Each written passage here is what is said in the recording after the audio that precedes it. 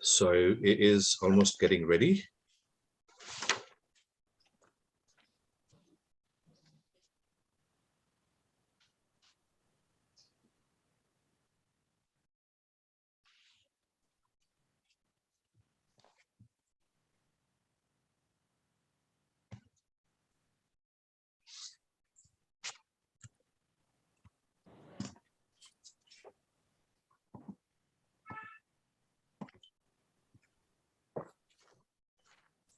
Hello, everybody. Hope you guys are doing well, healthy, and safe in whatever part of the world you're in. Welcome to the second session of the future of global shared services.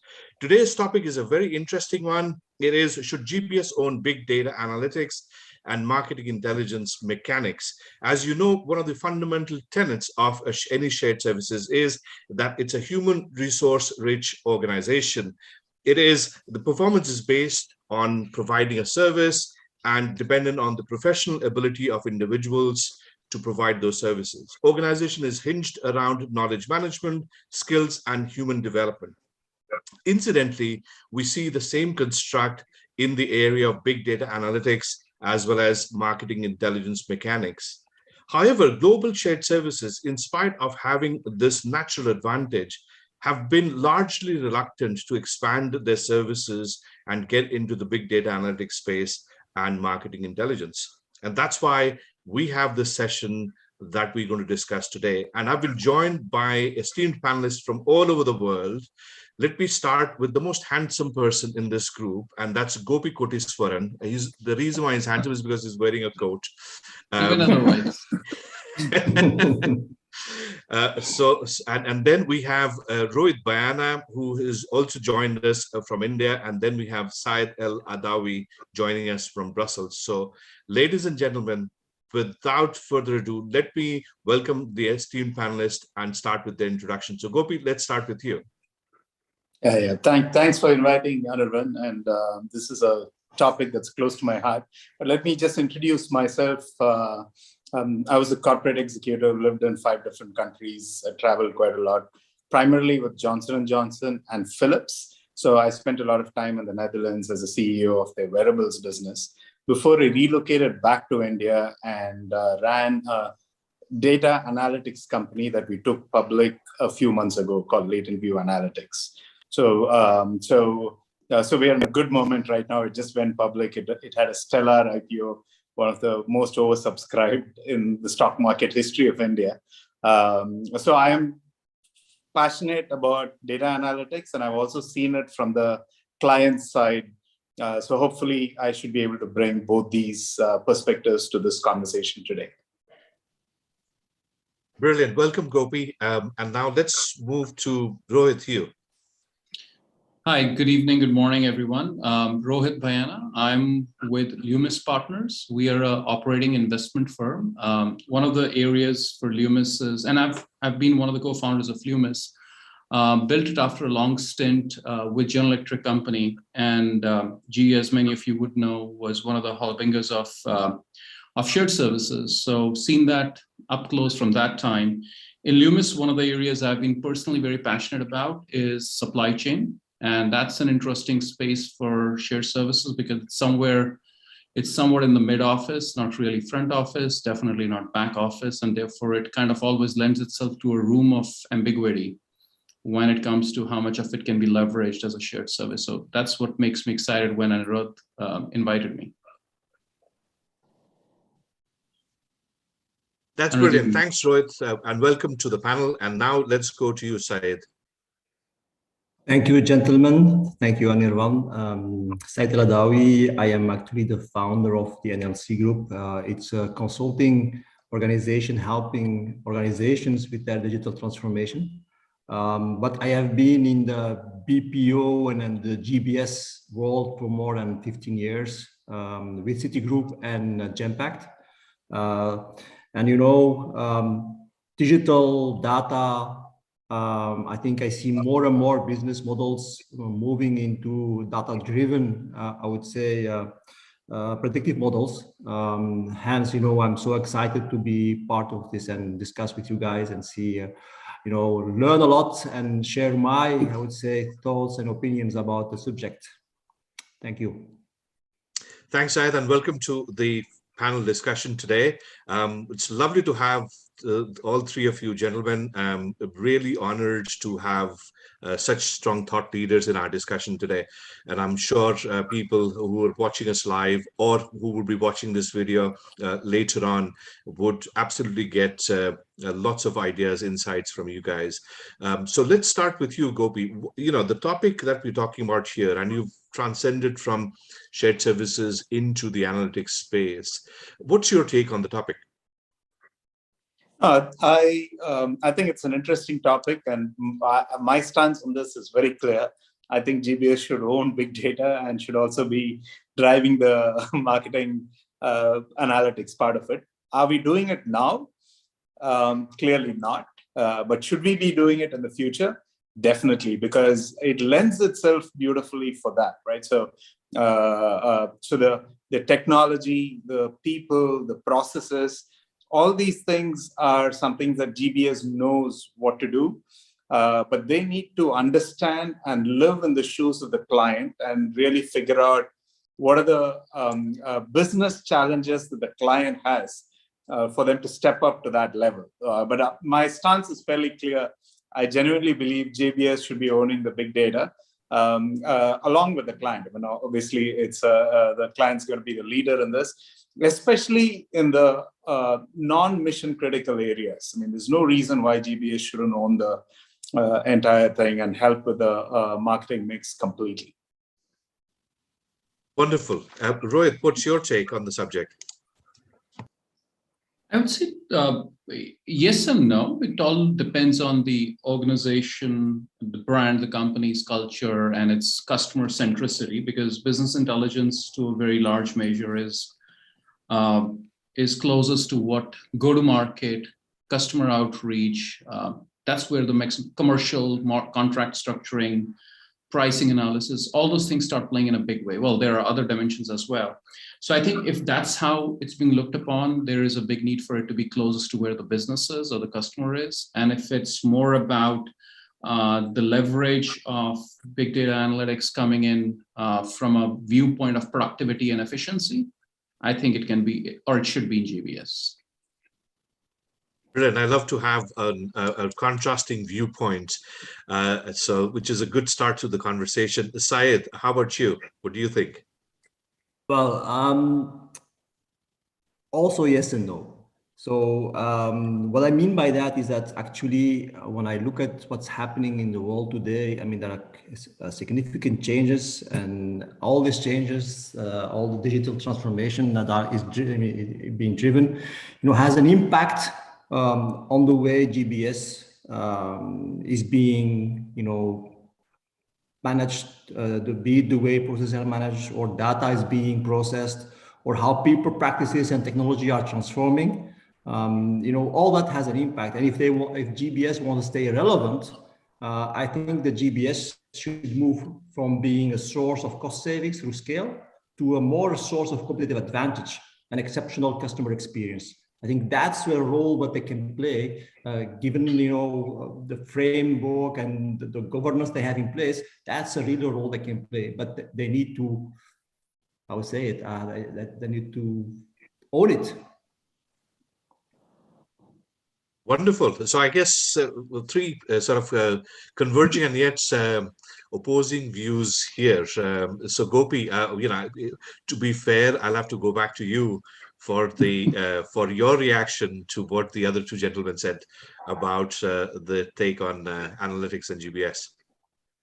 No, I think their assessments are fair in terms of what's currently happening. And so what I'd like to bring here is the last organization, Latent View Analytics, that we were doing was primarily analytics company, right? So we provided only analytics services and nothing else. Therefore, it was imperative for us to really think ahead of our clients to provide those services. So there was a lot of consultancy that we were doing. We were doing it for free, but that was what was bringing us to the table. And where we had an advantage over the client is we are working with, let's say, 20 different non-competing clients, and we are helping them look at both structured data and unstructured data, and trying to spot trends ahead of the curve. So therefore, we were able to go to our clients and explain to them what products they should be launching given the trends in the marketplace.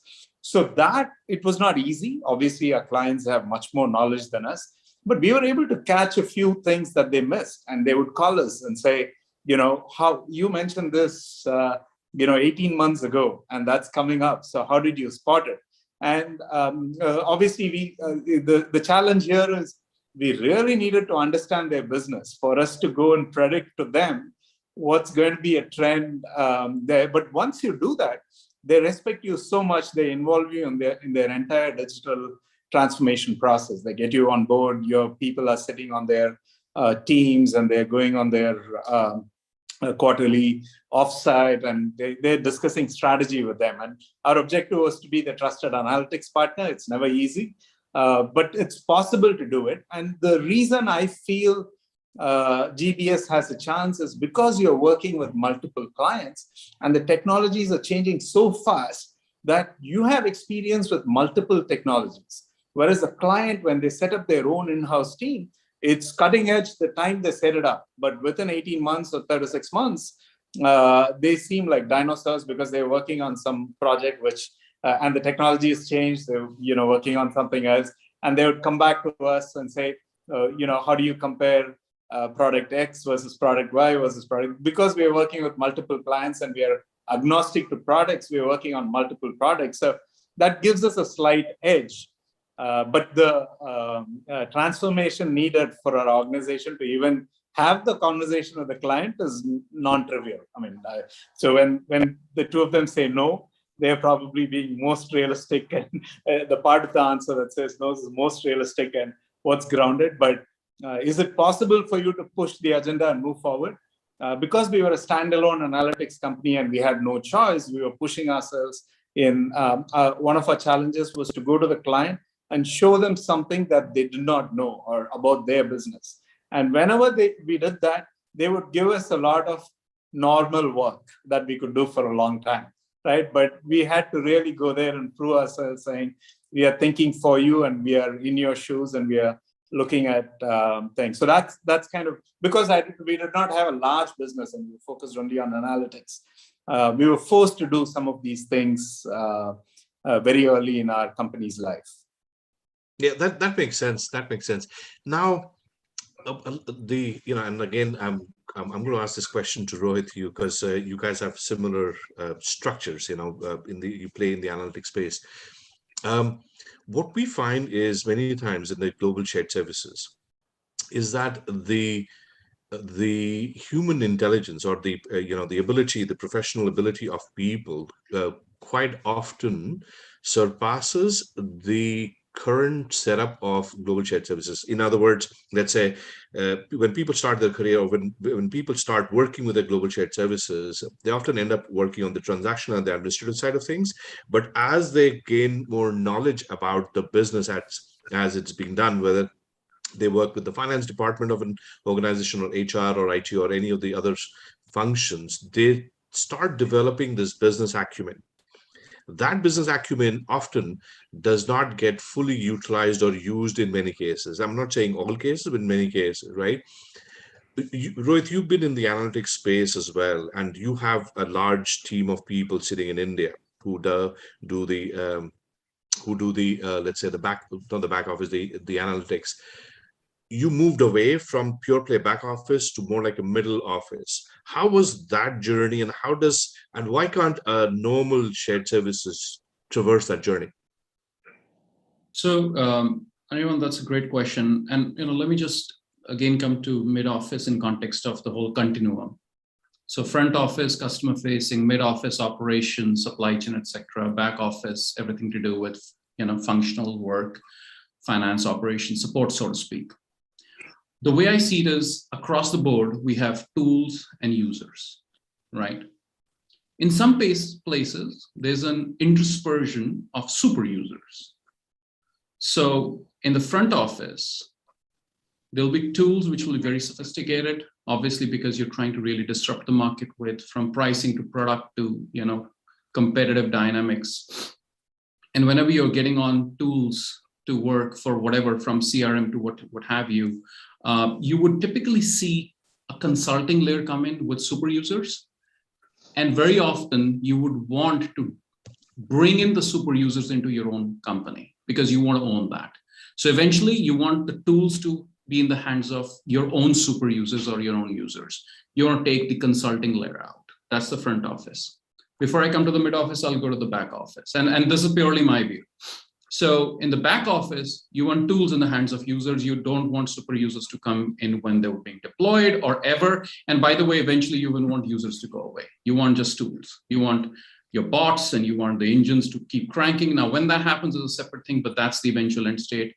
The back office, you just want tools. The mid office is where the fun is, because there you want tools, but you would always have judgment and analysis like the front office, but you want productivity like the back office. And therefore, your interplay between the human intelligence factor you talked about, which I'm calling super users, the super users to the users shift will depend organization to organization. The more sophisticated ones will do it straight to users, will not come through super users, whereas the not sophisticated outsourcers or GBS organizations will do it to super users and then to users. So that's how I see this continuum play out in terms of tools and users.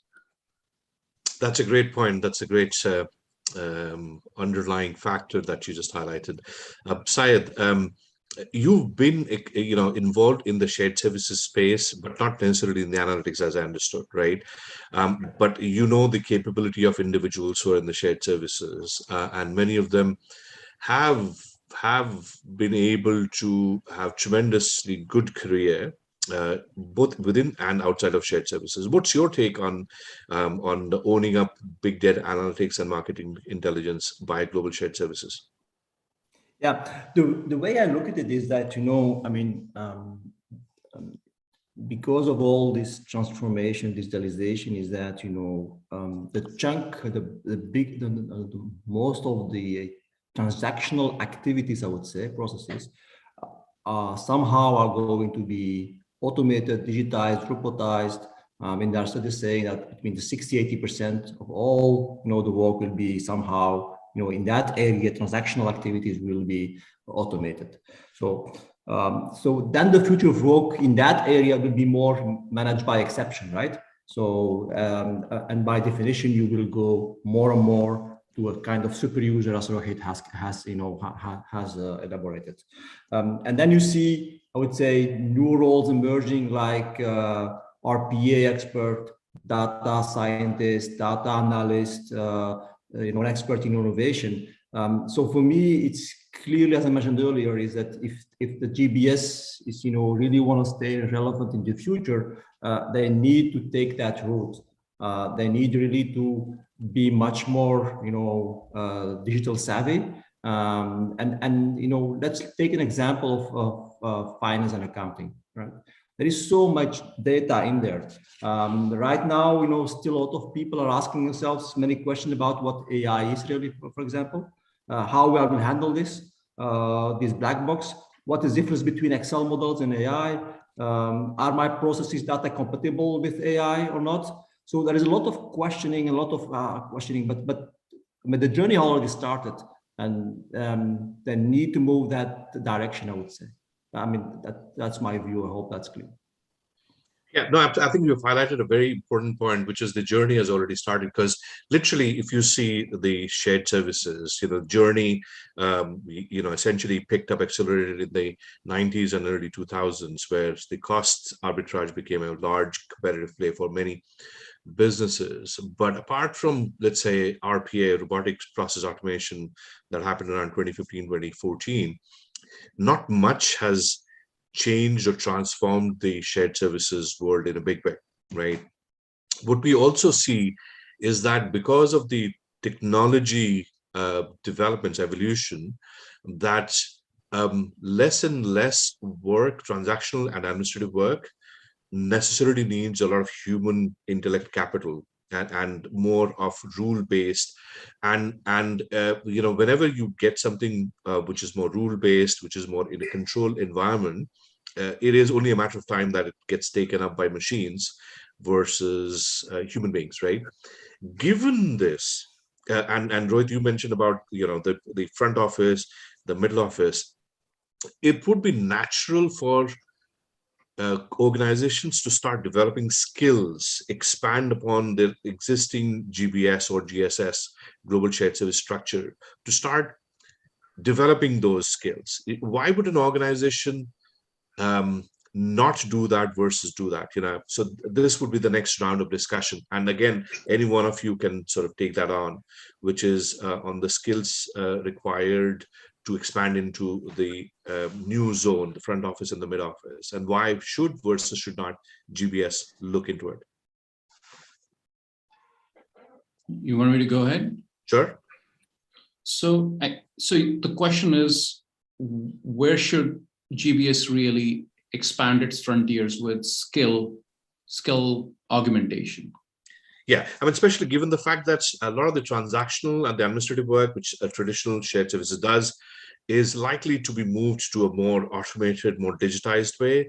And therefore, it will create capacity where the GBS or GSS, global shared services, can step in and take on. Yeah. So Anirban, by the way, with this question, I think, honestly, I'm sure Gopi and Syed will agree with it. I think you've stirred the hornet's nest with that, because because effectively this is a turf war, right? See, think of it like this: GBS is existing within the same company, firstly, and what it outsources to others is a secondary thing. Now, their access to talent is the same access to talent that the organizations have themselves, or the front room or the businesses have, so to speak. So businesses have access to talent, and perhaps the businesses have a better access to talent than the GBSs, because somewhere the sexiness of working in the in the business is all said and done much higher. So let's be dispassionate about this, okay? If you want to really take a hard cut, and which is where in the beginning that yes/no was coming to that first question you asked us. If you want to be very dispassionate about it, whatever is transactional should by far be in GBS. There's no question about it. But if talent is the single biggest differentiator between what should ideally sit where, and if talent is a direct correlation with long-term career build out, long-term vested paths in, expertise development, domain development, clearly that can happen more in the businesses than it can happen in GBS. By default, GBS would always be a horizontal stab at things, whereas businesses will be a vertical stab. And by that very thinking, you would see businesses have the ability to let people progress by leveraging on data, insights, expertise, product launches, market launches. All those things just naturally come there. And also that's where end of the day accountability sits. So if I can hire better, and if I'm more accountable there, and in between that whole career progression happens, I think, honestly speaking, it's a pretty straightforward answer. It's the charter for the businesses. Hey, Anirban, if I may jump in to respond to Rohit the purpose of this conversation is to look at different ways of looking at it. So if I look at it from a client's perspective, right? So if I take the company that I was associated with for many years, Philips, based out of Amsterdam, we had 100,000 plus employees, right? So, and the specific skill sets that our employees have been built over a period of time. And there's a definite change management. I'm referring to Philips because I know the company, but this is what is happening in most large organizations, right? The skill sets needed for your AI and the tools that you're talking about in the future are those are things that large companies can build within their organization, but they do not know how to do it, and their capabilities on this newer technology front is at this point fairly limited, and they have to also do a transformational change amongst their employees. So what happens in real life, Rohit, is that I've been working for a company for 15 years, and then there's this somebody who's just worked for 2 years in, let's say, Google, comes in and gets more salary than me and is sitting in a fancy office and is part of some transformation team. And, there is no incentive for me to go and share all my knowledge I'm just being brutally honest here. So all my knowledge about my business, market, and everything to somebody who I know is probably going to leave in 2 years' time and go to a higher paying salary. They're just here to float around and do some kind of a. So this, every time an organization tries to do this digital transformation with some new set of employees coming in, and they're doing it with the typical cascading effect of in 5 years' time, we're going to build this up and develop this capability in-house. The reality is they're just left stranded, and their executives who built up knowledge and go-to-market in all the other things are also saying, hey, what am I doing here? We're waiting and watching this. So I'm just putting a counterpoint to yours, saying that although in theory, it appears they're best equipped to do this completely in-house. In practice, when I see them do it, it's a bit of a challenge because you already have 100,000 employees and you're building this capability on top of it. And let me give you an example within the GBS system, right? So when I joined Latent View Analytics, which was just a handful of people, I was looking at it and saying, how are we going to survive in front of this mammoth Cognizant, which had a huge tower next to ours, and the usual suspects, all these are multi-billion-dollar ones. And how am I going to survive in front of these guys? Because they could acquire all my people overnight if they choose to, because we are such a small organization. And what I realized over a period of time is, which is the problem that you guys are bringing in, is it's not easy once you have a specific size for you to transform your organization to pick up new skills. So we were slightly ahead of the large organizations when it came to analytics. And clients who were working with these mammoth organizations for a long time, when it came to analytics, would call us or Mu Sigma or Fractal, some of the newer pure play analytics companies, to bid for projects which were deemed to be slightly higher up on the value chain. Not that, our employees were no different, honestly, from the ones in the large organizations, and talent-wise, we didn't have a real differentiation, but because of a brutal focus and our we didn't have anything else to do, but we had to win this. Therefore, we were able to move up the ladder on that. So your own organization could become a bottleneck or could become an issue for you when you're building new capabilities because of this challenge. We don't see this in the Bay Area as much. Our West Coast clients, when you spoke about the sophistication of the client and the super user and the user, I could fully connect with it, because when we go to our West Coast clients, they know what they want, and we don't dictate terms or tell them what they should do. We just say, yes, sir. By when do you want it done, and do it immediately, because we speak the same language. The senior vice presidents in the West Coast, even today, they sit down on code. Therefore, the relationship there and some of those companies are very different. And there we work. We are fine with taking orders because we are learning a lot while we work with them at that point in time. Yeah.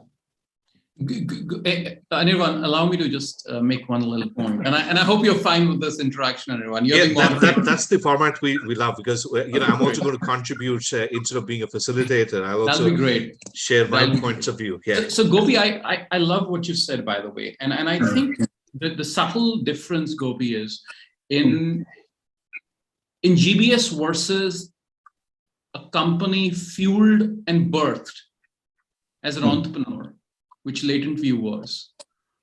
Yep. And that will always stay the case. If you were telling me that you're comparing a GBS with a Latent View, I think that's apple and pumpkin. Got it. Okay. And it's that off. So my moot point, my little point there is that if GBS is part of, if taking your example of Philips, this is Philips business lighting or health or whatever, and this is GBS in Philips. Between Philips Healthcare and GBS and Philips, I think there would be no debate where the high-end scales should sit. That's all I'm saying. Fair enough. I totally agree. Yeah, so I captured a few things. One, of course, is kind of the sexiness of the appeal of Global Shared Services Organization, and that largely echoes in majority of the companies wherein shared services looked upon as, back of the beyond transactional and administrative work. Interestingly, what we find is, if you roll back 15, 20 years, the BPO companies, business process outsourcing, I'm not talking about the ITES, I'm talking about the BPO companies, right? They were literally born and expanded from their ability to cover the back office work, whether it's finance, HR, IT, procurement, back office. Fast forward 20 years, now what we find is almost all of them have expanded into the analytics space themselves, and that's what Gopi, when you mentioned, whether it's the Cognizant or Genpact or any of the people, they have expanded into this space, and they've been able to expand because they kind of took advantage of the construct they had, which is lots of human people, human beings, human resources enriched organization, ability to develop people was easier because they had lots of people from whom you can groom talent, etc. And then if I compare this with in-house sort of captive shared service organization, I find that the two evolutions couldn't be more contrasting. On one side, the shared services, the BPO organizations have become a lot more forward-looking, expanding it with and bringing in new capabilities, whereas the shared services have kind of stayed on with the same model from the 20th century. So let's hear your views. Maybe Syed, we'll start with you, and then you can oppose your views to both Gopi and Rohit. Yeah.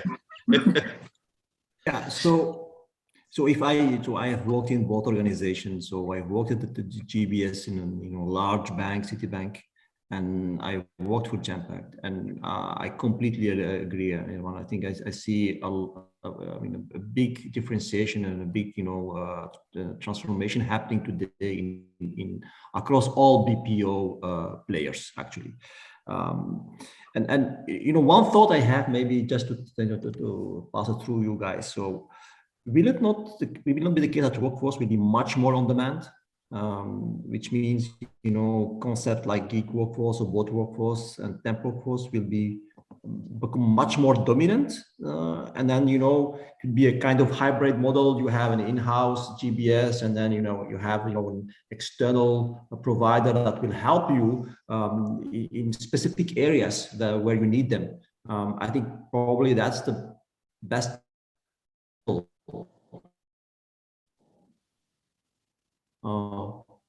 I guess, Syed, did we lose you?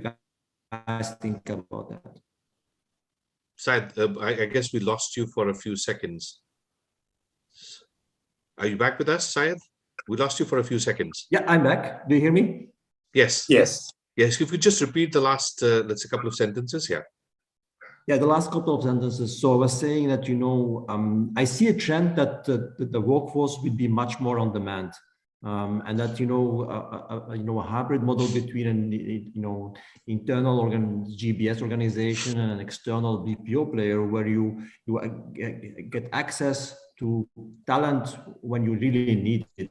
And is it that not the way to go? Is that instead of trying to build everything yourself, attracting the right talent and retaining the right talent? I don't see that happening, honestly. I think you need to be much more smarter and leveraging what already exists. And can we not be I would say, let's go to the platforms of Amazon, for example. So can they not be a kind of platform where you have access to all this talent instead of trying to own it? Yep, I think that's a great point, and on that one, let me come to you, Rohit. So you talked about super users, right? And in the past, I think it still is quite prevalent in organizations that we used to talk about super users. We would talk about functional domain sort of expertise, whether you're finance or HR or marketing. When we look at the way future is evolving, especially when we have a lot more cross-functional endeavors, where let's take big data analytics, right? You would need people from marketing. You may probably need people from product development. You definitely need people who are data scientists. You may need technical people. So all of a sudden, the mix of people that you would need is different. So question number one would be, does it make sense for organizations at an organization level to develop these new capabilities which are multifunctional in nature? And second thing would be, where would these centers of excellence sit rightfully? Okay, so that would be let's say, question 1A and 1B. And the second question is to Syed's platform, or should these be on-demand services being provided by, let's say, smaller, highly specialized, especially when it comes to AI-based, let's say, solution? Should they become on-demand services where it's facilitated by an internal function, but the actual, let's say, the skills sit in an external organization? So Anirudh, let's take a real situation here. Let's say it's a A/B testing for a product launch, and they have 2 variants or 3 variants. Actually, 3 will make it way too complex. Let's say there are 2 variants. And because you're doing an A/B testing on 2 variant launches, you obviously will have product teams, you'll have pricing teams, you'll have local in-country teams where they're being launched. You'll have manufacturing teams because you want to understand all the defects that are coming back, so on and so forth. And by the way, I'm taking a very real situation. You could say these are 2 home security products, all right? And they're being test launched in a market, and you're trying to test it for beyond infrared. You're going into, let's say, infrared and sound. I'm just taking a real case. I'm not naming who this is, but there is a situation like that. So you want to do a security device launch, infrared plus sound, 2 markets, 2 different countries, different price points, obviously different supply chain lead times, obviously different bill of materials, obviously different manufacturing capabilities, and therefore obviously different skills. Everything is different. You just can't run this unless this is owned by somebody pretty strong inside. A cross-functional team sitting at the judgment, waiting to say that out of this A and B, I'm going with B and not going with A, and dealing with finance and product and marketing and design and manufacturing. There's no way. And I'm not just saying leading the team as in just leading it as a top honcho, but leading it with enough sleeves rolled up and, nose on the ground. I think that's the level of ownership you need. And by the way, this again goes back to that sophisticated organization. So a sophisticated organization, and all the names which Gopi took, Syed took, you took, I think these are all great examples, whether it's a Philips or a GE or I've been amazed by organizations such as Dell and many of the other smaller ones in the Bay Area. Gopi's absolutely right. They're very small, but they're very agile. And one of the big reasons they're agile is because, like he said, at the SVP level, when he said they're coding, that's the mindset of the company. It's just you're just cutting through all of that. You're creating centers of, the reason they want the person who's at the top really making the right calls is because you want him or her to be fully involved, fully capable of making those decisions. That's why it's worth paying them, the 6-figure salaries that you want to pay them, or not 6, but 7-figure salaries, sorry, that you want to pay them. It makes all the difference. And I think there is no question that this has to be in-house. Okay. Anybody else wants to sort of counter Rohit's point? You're just provoking for provoking's sake. Come on, everyone. It's difficult to counter Rohit's point because the point he's made is fairly clear that when you have a complex situation where you need to get multifunctional teams involved, there's only one right player. It's the client that's got to do it, and that would be their core competence, right? And that's the reason why they exist. And if they don't do this well, they have no right to exist in the marketplace. Their competition should eat them alive. Where I see some opportunities in this is where their existing skill set. So for instance, if smaller companies are coming out and taking away trends that are emerging in the marketplace, right? And you are a mammoth large player and you've created all these systems and processes where you do market testing, concept testing, then concept use testing, then you do A/B testing, then you go in and then you launch the product. And 12 months ahead of that, some small players actually launched it and taken the market away because you're following all these processes, right? And that's happening on a continuous basis. So if I take Rohit gave a very clear example. So let me also share something like the food industry, right? So if you're launching a new product, And so the trends like coconut, matcha, and a few other things, the big players missed it. They come to the table after some small player like a Ripple or something else captures the entire market. They come in. And why this? And this is happening on a continuous basis. It's not just one industry. And if you dig a bit deeper, you also see that some of these people who innovate in soaps are the same people who go launch a company in drinks. And so what they're doing is they're capturing what the trend is ahead of the curve. And they're using both the instinct as well as some sophisticated AI to track some of these things, right? And they're launching in a nimble way, they're launching it into the marketplace. So the traditional processes of your large organization, which does your, I'm just repeating the process because it's so ingrained in us, you have to test the concept, then you have to test the product, then you have to do this, then you have to do this, then you do, then you go to R&D, come back, you launch the product, and somebody has taken the market already, and then you end up acquiring that player, paying a huge price. And this is happening consistently in the FMCG or the CPG goods industry. And the reason this is happening is most of these processes were created in the 1940s or 50s, and companies like Procter & Gamble were the ones who brought these processes, and all the other companies just kind of have similar processes across the board. And the newer players are just like bypassing all of that, right? So they're doing, like if I look at the Bay Area companies, their A/B testing is online, right? So they just, they have 4 things that they want to check with the customer. So by within 10 minutes, they'll figure out my screen is going to be different from Anirvan's, from Saeed's, and from Rohit's, right? So and that's done using AI. So quickly they figure out what is your pattern. This is what you should be seeing. This is what. So the kind of sophistication they have is so advanced that that some of the old processes and the way these large companies are structured becomes redundant because you're not winning in the marketplace. So finally, I have to launch products that people buy, and so the smaller, nimbler ones are winning.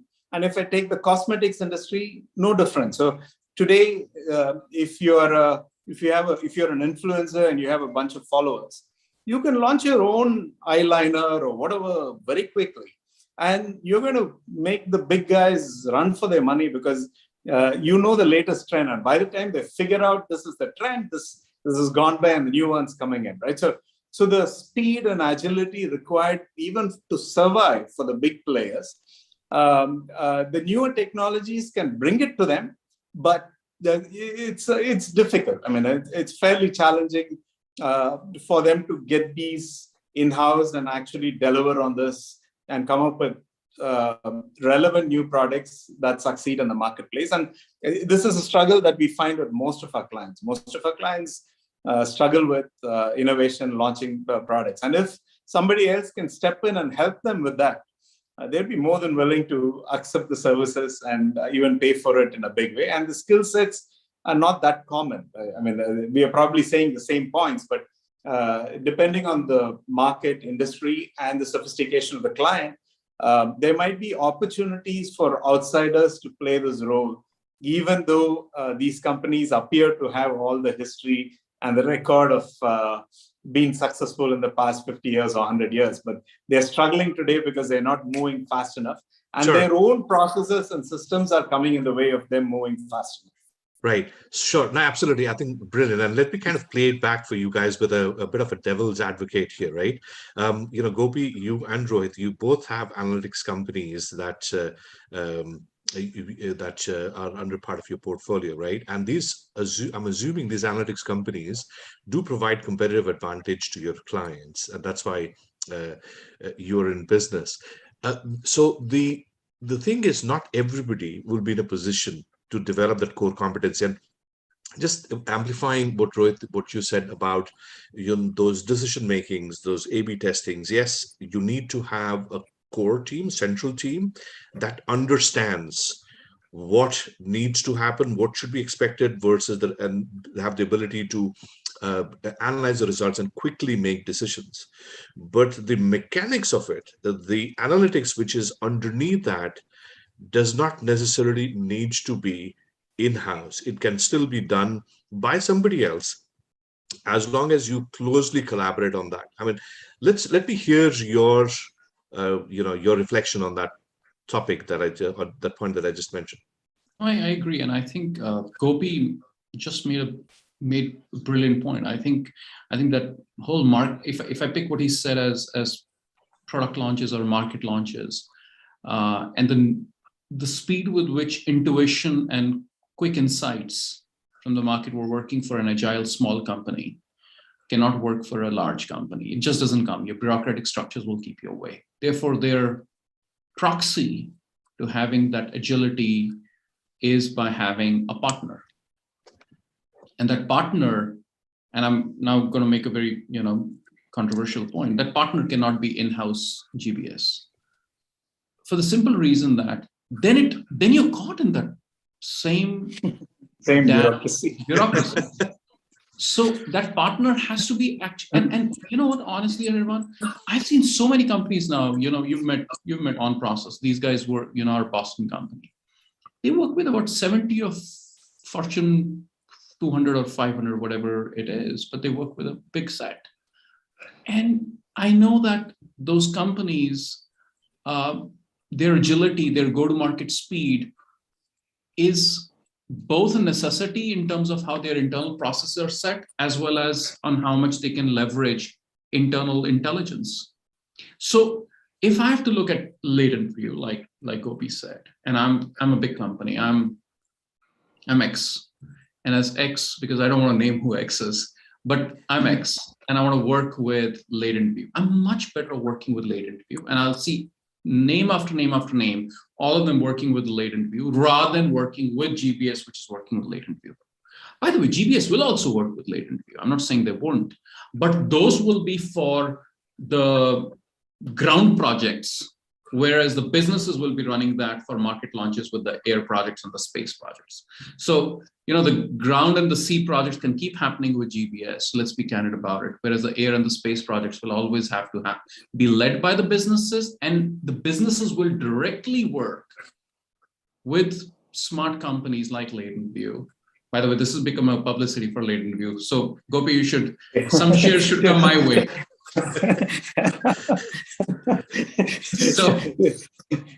But yeah, honestly, I think that's how everyone it will be, because you do want great expertise and great accountability to coexist. You don't want something coming in between. Yeah, no, I think that's an excellent call out. And in fact, Anirban, I just want to raise a point with both Rohit and Syed too. Not off topic, totally on topic. When I look at these large shared services companies, right? So all of them have these fancy innovation center or whatever in Palo Alto or whatever, all these places, right? So I just want to kind of hear your candid thoughts on, what's happening there, and is that and everybody's doing this, and most people, if they don't already have it, they have plans of doing it, and they that's what they share with their clients every time they make a pitch and everything. But I'd be curious to hear your thoughts on it. You are referring to BPO providers then, Gopi, not GBS, right? The BPO providers.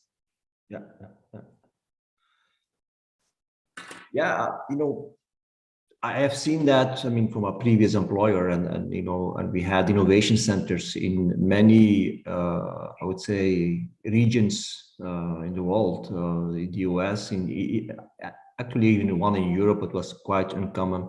And what we see there is that, we are struggling. We were struggling to really, embed the innovation culture. It's not that easy when you are used to work on routine type of work, and now suddenly, you have to do things completely different, start design thinking, all those kind of activities. So it's struggling in the beginning. At least we were really struggling. But now the feedback I have is that it's working really great. It's really working fine. I mean, at least for the players I know, it's working really fine, and I see that growing like hell. I mean, it's really increasing, and it's part of their value proposition to their clients. They invite clients to these regions, and it's kind of a customer experience. They show them what they can achieve, what they can do in all these regions. In these centers, and they have the ability really to attract the right people. To Rohit's point earlier, I mean, they have the ability to attract the right people, and it is part of their, transformation journey. But the one thing that I think they need to change is the whole measurement system. It cannot be anymore activity related. It cannot be any more task related, productivity related. I think it needs to be much more outcome based, and that's where we were still struggling. Yeah, I think that's a great example. And, Rohit, I'll just come back to you in just a sec and let you reflect on Gopi's point. So, in fact, there's something called competing values framework, which essentially describes an organization in kind of 4 quadrants. And where in majority of the times when we look at shared services, they tend to be focused on internal mechanics and on stabilization. So the competing values framework is on 2 coordinates. One is stability and flexibility. The other one is internal versus external, right? So when you look at shared services, traditional shared services, they tend to be in this space, which is control, rule-based, stability, internal focused, cost conscious, efficiency, etc.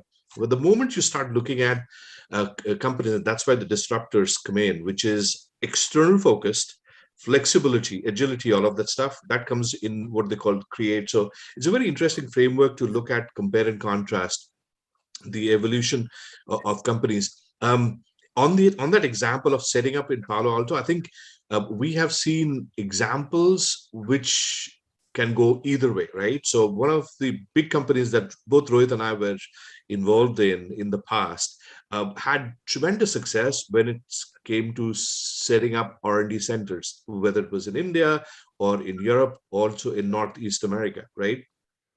But the moment they tried to set up a digital innovation center in that region, the West Coast, it bombed so much so that the company had to sell off the digital arm of that business a few years later, right? So at a loss. So the question is that in many times a company is where they're so much focused on internal organization, stability, risk taking appetite is limited. It becomes a bit of a challenge for those companies to become nimble and be agile and market facing, is something that we see. That's my opinion. Rohit, you wanted to reflect on Gopi's point as well, right? No, I think if I link Gopi's question also to your point early on, Anirvan, when you were asking about BPS versus GBS, I think we all started going there, but I think somewhere the conversation shifted till Gopi kind of brought it back with the innovation center. So if I just kind of put the two together, one clear thought that comes to my mind is that a third-party BPS will always be more commercially savvy because it has to sell to survive. Its single focus is to be succeeding in winning business from multiple organizations. And it'll learn from one, adapt, deploy the other, self-adapt. And just the cycle of working with so many makes it better. And GBS at best is working with many within the same group, so to speak. That's why it's group, it's a shared service across groups.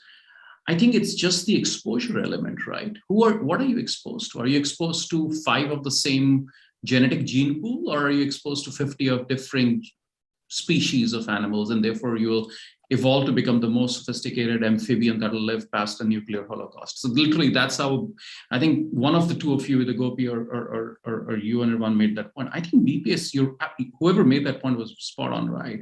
That BPS organizations are becoming very smart because they've become agile. They're surviving the nuclear holocaust of the bots and of AI and of big data. They've just survived. Just think about them. They're all there. They're all there, pardon. So perhaps some got acquired by the others, but they're all there. They will live through this. IT companies will come and go. Others will come and go. Consulting will come and go. The BPS guys are there. They're just stodgy and they're just adapting and they're just, it's just amazing what they're going through. So I'm a big fan of theirs, by the way. Yep, makes sense. Makes sense. My next question, and I was just looking at the watch, so we literally in the last 1/3. Syed, let's start with you. Is that should GBS stay in their sort of core space of supporting transactional and administrative work, or should they try and reinvent at least in parts of what some of these future trends are coming up, and GBS can take advantage of those opportunities? If they continue to do whatever they do today, I think at a certain time they will be irrelevant. They will not be really required anymore. So I think they need to transform themselves, and they need to go and find a way, find a valuable position that's much more data driven, where they can help their businesses and where they can add much more value to the business. And they can be, can they be like the bridge between an external provider and, the business, potentially? I think that's a role they could play. And I see them playing that role, actually, because they know a lot about their business somehow, given all the data and processes they are handling. So that's a role they could play. Right. And just staying with you, so yes, GBS in many cases will need to transform. The bigger question is, how do they go about it? What do they need to do differently, or think differently, or approach things differently? What would you say? Chayad, yeah, back to you. So what they need to do differently, I think they need to be see themselves as a mirror, I would say, if that's the right word, as an BPO provider or BPS provider. I think that's the road to go. That's the way. I mean, that they, at least one of the ways that I think they could really add value to the company and really, think deep and try to transform them and get the right skills, like be much more dynamic. Be much more, ability to lead virtually. Given now with it's becoming all virtual, all digital, being a self-starter mindset, which is missing in a GBS. I think that's if they have that, I think then the ability to grow is there. Right. So you're saying self-starters. What other skills would you say that GBS guys need to bring in order for them to kind of start looking at transforming themselves for the future? Yeah, self-starter, much more problem-solving skills, dynamic skills, being much more agile, nimble, ability to lead virtually, being digital savvy. I mean, it's a lot. And they need to create an organization which is extremely well connected. They need to have seamlessly, connect and interact with all the business and externally as well, with their, providers and solution providers. If they are not able to create an organization we can seamlessly connect, it will be very difficult. Think about work from home, all these kind of things. People will leave if they're not able to continue to work from home, because now people are really used to it. I think the environment will be much more, virtual, and it will be all in a metaverse. Right, absolutely. And Gopi, I saw you nodding your head to what Syed was saying. What's your take? I mean, what do shared services organizations need to do differently? By the way, is Rohit still with us, or is that a? Oh yeah, okay. It was such a That's the huge one of static, yeah. Still. I'm frozen with attention. Yeah. So Gopi, No, go ahead. Yeah. Yeah, so I think both Rohit and Sai very clearly right now explained as um, the the self starter or the I think it came out in both the conversation, but Sai clearly explained it as if you're used to doing repetitive tasks and if you're doing things in a particular way, and for you to just survive, you need to step up. And earlier Rohit mentioned that when you're an outside organization and you're trying to survive, then the chances are you will fight, do whatever it takes to move up and deliver what your client's looking for. And that kind of fire, how do you bring that into a GBS? And is it even possible to do that, right? I mean, so those are the questions that have been rightly asked by both Rohit and Syed in a very nice way. And that's I think the yes and no that they were saying right at the beginning. It's more the kind of people you have and the kind of fire that's there for them to survive, and will they take this up and so on. And the other side of the coin is if they do not step up and if they do not push hard to get to this point and deliver value at that level, their relevance in a few years' time will really be challenged, and whether your GBS needs to exist will be questioned. And that's I'm just repeating the points that Syed just said, but it's getting into my head. Therefore, I'm just saying that it really makes for you to even exist in a few years' time, you've got to step up. And if you are so let me stay with you on this one, right? So on one side, there is this need for GBS to do something different, because otherwise they may become irrelevant in the next few years, right? So they need to do different. And yet, many times GBS leaders specifically may not be clear on what are some of the areas or skills, or, it's easy to say they need to become self-starters, and maybe you can have a workshop or send a few people to the training. It's a very different ball game to actually sort of make it happen so that GBS can actually step up. And when we say GBS, it's all shared services I'm talking about here. What would be some of the other things that the GBS leaders or the shared service leaders would need to develop? That would be question number one. And the second question is, when is it late that it is too late for GBS to turn around and make changes and not become irrelevant? Yeah, okay. So the two parts of the question. The first one is, you just need to sit with the business and understand what they're struggling with, what makes them lose sleep, right?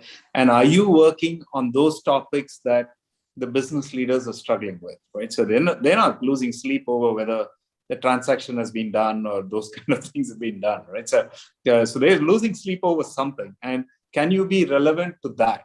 And the answers are right there, and you have to take the initiative and try to address those problems, not wait for the order to be given to you. It's not going to happen.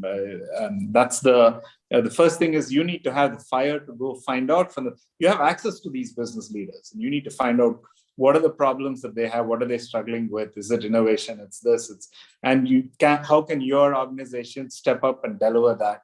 And how could you prove that? And it's just like, you need to have the fire to do that, right? So that's the first part. The second part, when is it too late, is if somebody else is addressing those directly, right? And it came up in our conversation that some of these nimbler companies might be better equipped to address those directly with the businesses, right? So if that happens, then it's a bit late, right? If your stakeholders' key issues are being addressed by somebody else, then your relevance is going to get questioned. So today, I'm sure not all problems are solved, and the nimbler companies have also not stepped up. So I do know that the AI part of it, everyone's just figuring it out. Nobody's like really cracked the code on it and how to address business issues with that. So there's still some window of opportunity. But the nimbler ones are better equipped to address that than GBS. But that window of opportunity still exists. So if the GBS goes to their stakeholders, understand the right problems to go after, take their initiative and address some of those things, they will be respected more, and more such things will come to them. Right. So I know Rohit is very excited to sort of give his opinion. But before I go there, just one more question, kind of extension to Gopi. You called out a very important point, which is essentially looking at some of the smaller companies and get them to provide solution or services. Do you think it makes sense for global shared services to, instead of trying to develop these expertise in-house and say, I'm going to develop these capabilities in-house, much rather look at 3, 4, 5 different companies which are outside nimble and get their help and then make a sort of a business solution proposition to the business leader? So let's say I'm a GBS leader and I say, hey, you know what? I work with this company called Latent View or on-process technology, and I package a solution for my business leaders and I take it to them and say, hey, you know what? I've got this tremendous proposal like a businessman. Do you think that is something that the shared services leaders should look at? Or do they say, hey, you know what? No. Yeah. Go on. No, the answer is yes. I think Sai touched upon this point very clearly earlier, saying that they should be doing this, right? And also, they themselves are the one who become roadblocks for this, because somewhere there's a belief that let's say I've got 1,000 people in my organization. So why do I need this team of 5 people or 10 people to come and do this? And as soon as you bring somebody like this, your own leadership team will tell you, we can do this very easily. We don't need these guys. We have the capability to do it, right? So, and obviously, when the meeting's over, they forget about it, right? So the short answer is yes, they've got to do it. But the tough part is their own structures, their own mindset, their own people are probably going to come in the way of doing this because of the, for lack of a better word, the fire and your instinct to survive. You need to push hard to do that. So if you have a mindset where you say, come what may, I'm going to provide the service to the business leaders, then I put my ego aside, my organization as part of the skill set that I have, and work with some people who are way smarter, get them on board, and then provide the solution. However, in reality, that is probably not happening, right? And that's the, so even as a company, I'm much more comfortable approaching the business leaders in their headquarters, as opposed to talking to their teams in India, in Bangalore or someplace, because the moment I go to Bangalore, then they start discussing rates. They don't see value that you bring. But when I speak to a business leader, they look at the value immediately. So I'm just saying, as an external player, I find it much more easy to work with a business leader than with somebody who runs a large organization that provides services to the business leader, which is the other side of the coin. So my answer to you is yes, they should do it. They should work with multiple people, and they should start doing it as quickly as possible, not build all the talent or all the capabilities in-house. Rohit, I've restrained you for a good few minutes, but now the floor is yours. No. It's just, I think most of the points have been made. I would just therefore add incremental to that. I think, let's not look at average companies or below average companies. Let's look at what's the conversation happening in a great company between a great CEO and a great head of GBS. I would imagine the conversation that the two are having is when GBS is being formed, and I hope that's the conversation, that, hey, you got to self-destruct. You only exist as a staging ground, because eventually whatever you're doing should ideally go away.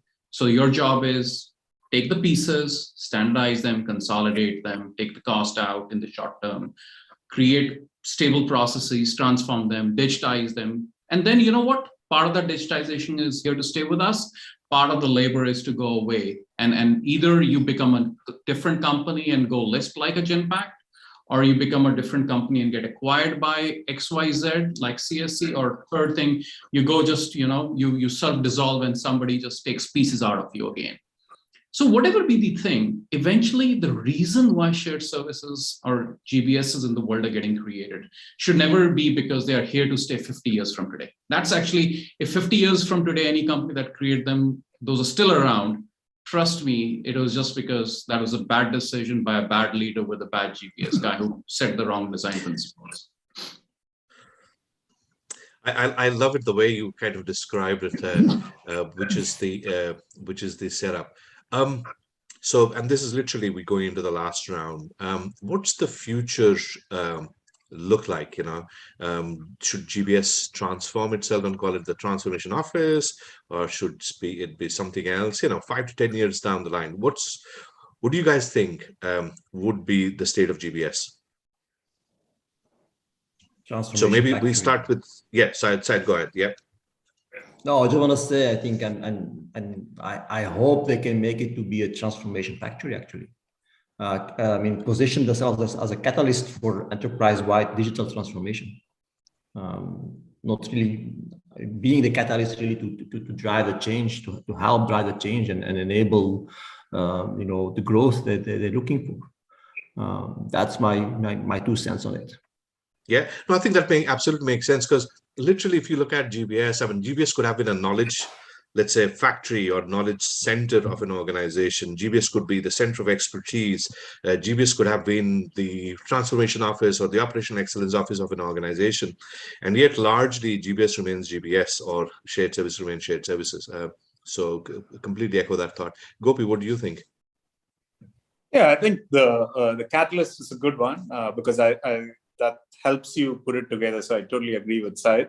They should also figure out a way of bringing in something to the organization, right? So on a continuous, they shouldn't be just order takers. So their relevance will only be assessed based on 3 years from now, if there's a new technology that's coming in, then if GBS is able to step in and assess how that could be brought about and how that could serve the entire organization, then they would be respected and seen as thought leaders. But if you don't take that step, you run the risk of receiving orders all the time, right? And that's so catalyst would be the way to go. Brilliant. And Rohit, let's hear. Maybe you can leave us all with a cliffhanger, another hornet's nest, and then we can come back.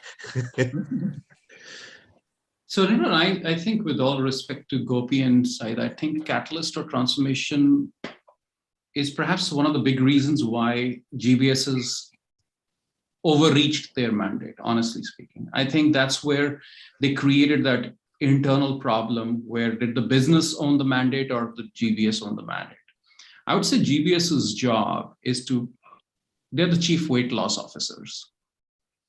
And that doesn't mean they're the chief acceleration officers, because the moment you just change the wording, you say chief weight loss officer is equal to chief acceleration officer, that fundamentally means that now they are responsible for transformation. I don't think they can be responsible for transformation. The job is, because the moment you do that, you're creating an ambiguous org structure. You're creating overlaps which are not helpful in the long run. You're here, like I was saying earlier, you're here to take the weight out. You let us figure out the velocity that comes with it. You just take the weight out. And once you have taken the weight out, whether that weight floats like a log of wood on the ocean or it sinks below, that's your life and your destiny. But take the weight out. We need to fly and glide. I love that. Chief weight loss officer versus chief accelerator officer. We have 2 more people in the C-suite. So that's a wonderful way of sort of bringing this event to a closure. But before we disappear, some of the people who would be watching this either through LinkedIn Live or YouTube, or would watch the videos later on or listen to the podcast, and may want to continue the conversation with either of you, what's the best way that they can reach to you? So we'll start with Rohit. What's the best way they can connect with you? I guess LinkedIn, you've already started putting stuff out. So obviously my handle is there. I'm happy to respond whenever. I'm pretty responsive on LinkedIn. So that should serve well. Brilliant. Gopi, how about you? LinkedIn is fine for me. LinkedIn as well. And Syed? Perfect. LinkedIn is perfect. Brilliant, brilliant. So there were three companies that got advertised today. There was Fifth Chrome, there was Latent View Analytics, and there was LinkedIn.